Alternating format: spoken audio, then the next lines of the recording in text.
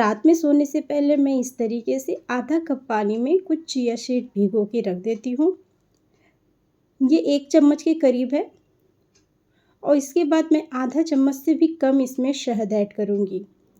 बहुत लोगों को लगता है कि शहद मीठा होता है तो ये आपका वेट बढ़ाता है, बट ऐसा नहीं है। वेट लॉस के लिए शहद हमारा बहुत काम करता है। इसके बाद हमें इसमें गर्म पानी ऐड कर देना है। पानी थोड़ा ज़्यादा ही बॉयल रहेगा। उसके बाद हम इसमें आधा नींबू ऐड कर देंगे। तो मैं हर लेडीज़ को और स्पेशली हाउसवाइफ को ज़रूर ये एडवाइस करूँगी कि आप अपने स्वास्थ्य का ज़रूर ध्यान रखें, क्योंकि आप जब स्वस्थ रहेंगी तभी आप पूरे घर को देख सकती हैं।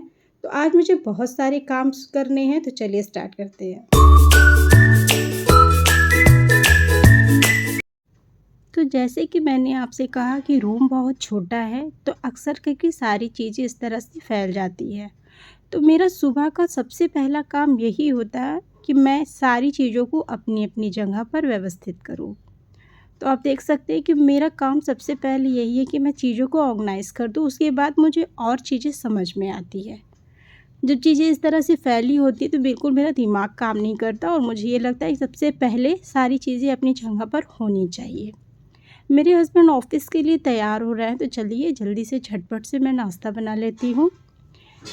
इसके बाद मुझे मार्केट भी जाना है। क्या है कि मेरे पास सारे के सारे बर्तन जो हैं वो स्टील के हैं। बस कुछ ही बर्तन मेरे पास फाइबर के हैं और वो भी पूरी तरीके से एक टोटल डिनर सेट नहीं है, यानी कि एक कंप्लीट डिनर सेट नहीं है। जब भी हमारे घर में कोई गेस्ट आते हैं तो इस तरीके से 4 बर्तनों में खाना लगाना मुझे अच्छा नहीं लगता। मगर क्या है कि हमेशा हस्बैंड कहते हैं कि रेंटेड अपार्टमेंट है तो थोड़ा सा सामान कम ही रहे। अगर कभी भी शिफ्ट होना होता है ना, तो बहुत परेशानी होती है एक जगह से दूसरी जगह सामान ले जाने में। तो आप देख सकते हैं कि इस तरीके की प्लेटें जो हैं मेरे पास, तो ये भी 6 है, लेकिन इसका और कुछ डिनर सेट नहीं है। मैंने ऐसे ही कहीं से इसे परचेज़ किया था। तो मेरा प्रतिदिन का यही एक रूटीन होता है कि मैं अपने सारे काम को 9 बजे से पहले ख़त्म कर लूँ और उसके बाद मैं कुछ एक्स्ट्रा काम, जैसे कि कोई भी पेंडिंग काम मैंने बना रखा है तो उसके लिए मुझे थोड़ा समय मिल जाए। तो जैसे बहुत दिन से पेंडिंग काम रखा था कि मैं अपने लिए एक अच्छी सी क्रॉकरी परचेज़ करूँ गेस्ट के लिए, लेकिन वो हो नहीं पा रहा था। आज वेदर भी अच्छा है तो मैंने सोचा कि आज तो मैं ज़रूर जा कर के क्रॉकरी परचेज़ करके ले आऊँगी। उसके बाद आकर के थोड़ा-सा मुझे अपने गार्डन का भी काम करना है और उसके बाद मुझे भगवान जी के लिए कुछ मालाएँ भी बनानी हैं। तो मेरी सलाह हर हाउसवाइफ के लिए यही होगी कि अपने काम को 9 बजे से पहले ख़त्म करने की कोशिश करें। उसके बाद जो भी एक्स्ट्रा काम है होममेड से रिलेटेड या होम डेकोर से रिलेटेड, वो आप आसानी से कर सकती हैं। तो बहुत सी औरतों का क्या होता है ना कि झाड़ू पोछा बर्तन खाना में दोनों टाइम के ही उनका वक्त निकल जाता है। ना उन्हें सेल्फ केयर करने का टाइम मिलता है, ना ही कुछ एक्स्ट्रा होम डेकोर से रिलेटेड या फिर कुछ एक्स्ट्रा होम मेकिंग से रिलेटेड काम करने का उन्हें टाइम नहीं मिल पाता है। तो अपनी ज़िंदगी में एक रूल बनाइए और वो सबसे ज़्यादा इम्पॉर्टेंट होता है कि हम अपने लाइफ में एक रूल बनाएं और उसके हिसाब से चलें। तो नाश्ता करके हस्बैंड तो ऑफिस जा चुके हैं, तो चलिए आइए जल्दी से किचन को भी समेट लेते हैं, यानी जो भी एक्स्ट्रा गंदगी हो गई है उनकी सफाई कर लेते हैं।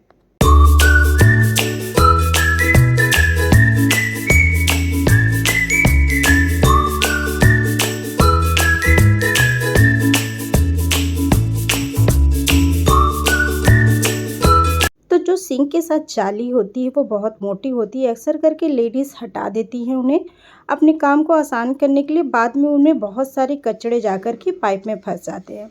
तो इस तरीके से 60-70 रुपए में ये जाली आसानी से मिल जाती है और इन्हीं इस तरह से आप लगा सकते हैं। बहुत ही यूज़फुल होती है। एक ये भी एडवाइस बहुत अच्छी है। यहाँ पर मैंने एक मैट लगा रखा है, ये एक सिलिकॉन मैट है। मेरे सिंक के पास ही मैंने नीचे एक बास्केट बना रखी है जिसमें मैं एक्स्ट्रा बर्तन रखती हूँ और अक्सर करके इनसे पानी फर्श पे आता है। तो टाइल्स पे पानी जब अभी आता है तो बहुत जल्दी गंदा हो जाता है। तो इस तरीके से सिलिकॉन मैट्स लगाइए, ये बहुत आसानी से पानी को सोख लेते हैं और सबसे अच्छी बात है कि ये जब पानी सोखते हैं उसके बाद ये बिल्कुल भी मैसी नहीं करते हैं। तो इस तरीके से मैंने 2 मैट लगा रखे हैं। एक तो जस्ट सिंक के नीचे लगाया है मैंने और देखिए दूसरा मैंने यहाँ पर मतलब मेरे किचन के पास ही यहाँ पर बाथरूम है, तो वहाँ से भी अक्सर करके पानी आ जाता है। तो दूसरा यहाँ पर मैंने लगा रखा है, इससे भी पानी अंदर नहीं आता है। और पानी आ भी जाता है तो ये सिलिकॉन मैट बहुत काम की, ज़रूरी नहीं परचेज़ करना चाहिए। तो जब भी समय मिले और बजट थोड़ा भी अलाउ करे तो आप अपने घर में छोटी-मोटी चीज़ों को ज़रूर इन्वॉल्व करें। जैसे कि आज देखिए, मुझे मौका मिलते ही मैं गई मार्केट और वहाँ से मैंने यही लाओपेला का क्रॉकरी का सेट परचेज़ किया है। बहुत दिनों से ये मेरे विश लिस्ट में था, मगर कुछ काम की वजह से और कुछ बजट भी अलाउ नहीं हो रहा था, उसकी वजह से मैं इसे परचेज़ नहीं कर पा रही थी। तो देखिए, बहुत ही प्यारा सेट मैंने ख़रीदा है, तो सोचा आप लोगों के साथ भी रिव्यू शेयर करूँ। तो सबसे पहले इसमें 4 वेजिटेबल बॉयल है। उसके बाद इसमें देखिए छोटे 4 इस तरीके से चटनी बॉल या इसको सलाद बॉल भी कह सकते हैं। इस तरीके से ये 4 प्लेट मिले हुए हैं। इनकी वैरायटी काफ़ी अच्छी है। सबसे प्यारा इसमें मुझे इनका प्रिंट लगा। 4 इसमें इस तरीके से मुझे खाने की प्लेटें मिलती हैं।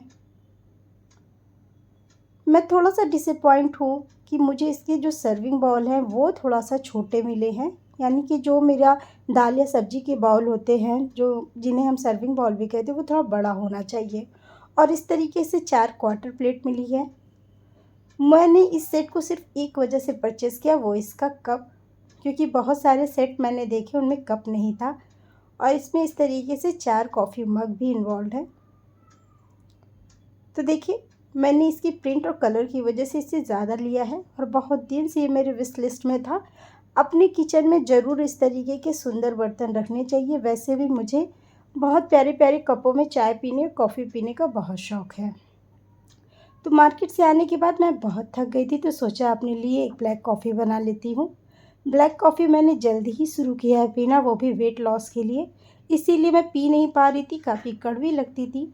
थोड़ा-सा शुगर मैं 1 पिंच ऐड कर देती हूँ ताकि मुझे पीने में आराम रहे।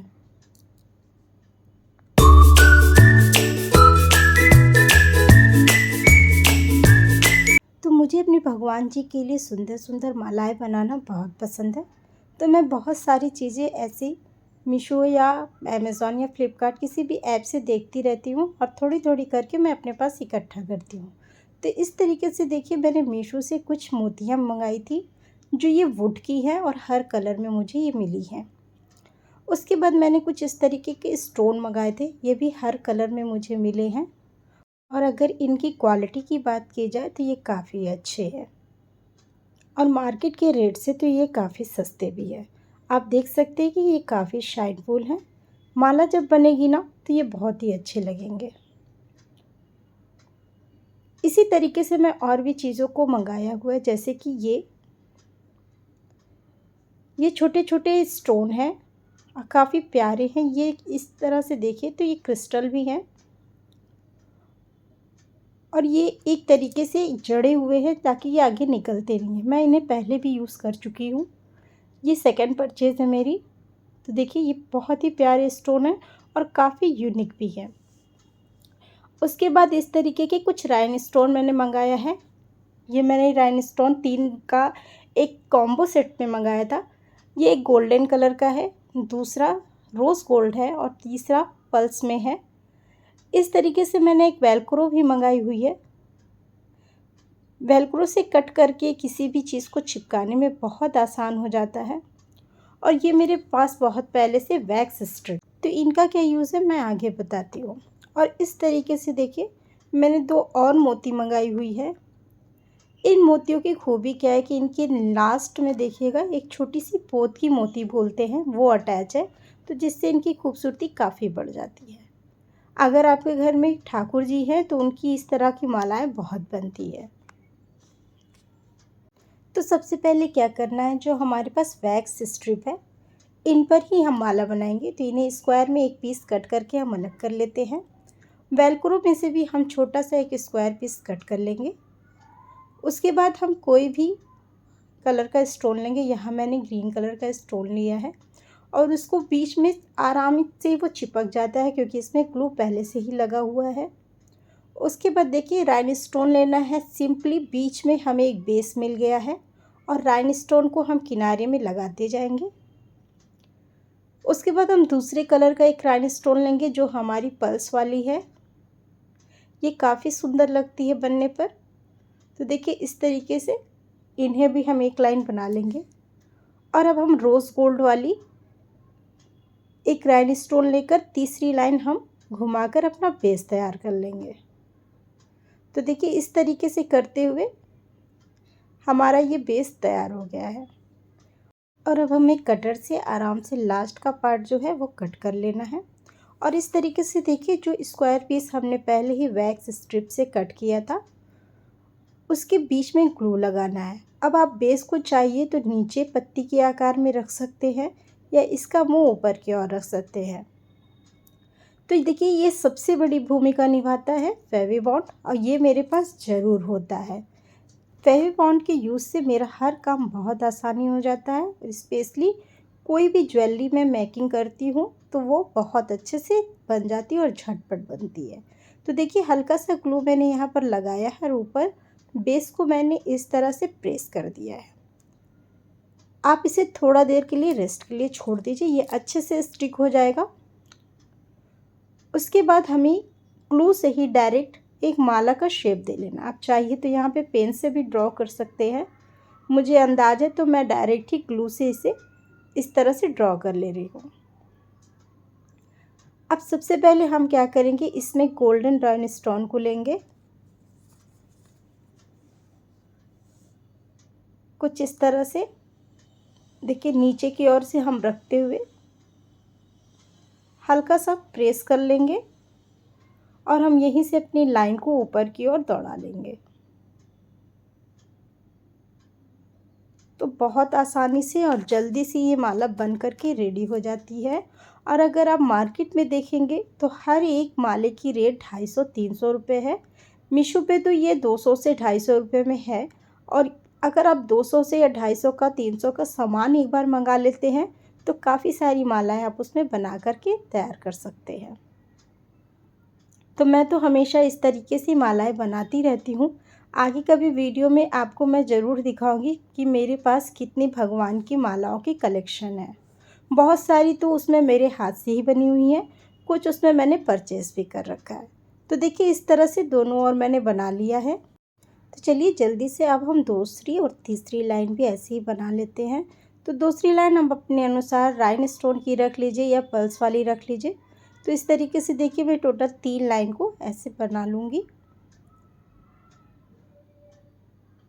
बहुत ही जल्दी हो जाता है और आसानी से बन कर के रेडी हो जाती है।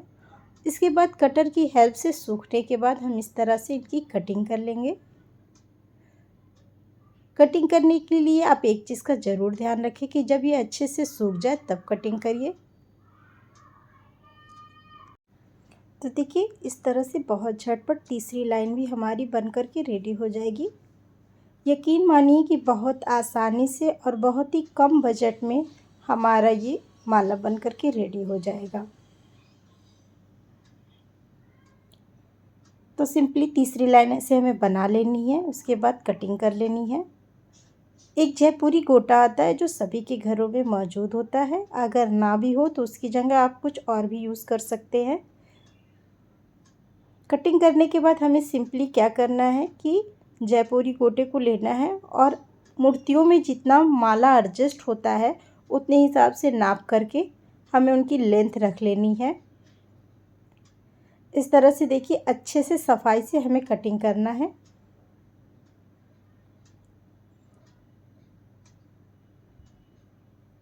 तो अब ऐसे जयपुरी गोटा ले लेना है और पीछे की ओर सिंपली हमें दोनों जगह ग्लू लगा लेना है और इस तरीके से जयपुरी गोटे लगाकर अपनी माला तैयार कर लेनी है।